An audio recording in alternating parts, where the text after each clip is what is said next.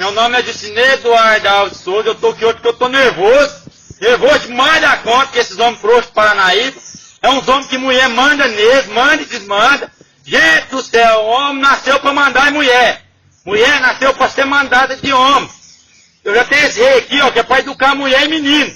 Mulher e menino tem que apanhar de rei. Então, gente, vocês não deixam a mulher mandar vocês não, porque isso me pesa demais da conta, gente. Não faz um trem desse não, ó, maiada frouxa. Eu vou dar um curso para ensinar esses homens frouxos como é que manda em mulher, como é que educa mulher. Você entendeu? Que eu não aguento, gente, eu não aguento esses homens frouxos, eu não aguento. Não aguenta, amor? Eu não aguento esses homens que ficam brigando com mulher, rapaz. Porque, coitadinha dessa que tá trabalhando, rapaz. Fica aí, ó, pelejando com a vida e esses homens ficam brigando. Ó, maiada, vamos mudar, vamos ajudar as mulheres, vamos cuidar dos filhos, para as mulheres trabalhar. Vamos lavar roupa, vamos ajeitar as coisas dentro de casa, gente. Mas parece que eu ouvi você falando que ia dar uma palestra. Eu vou dar uma palestra para ensinar para eles como é que faz tricô, crochê, faz comida, passa roupa.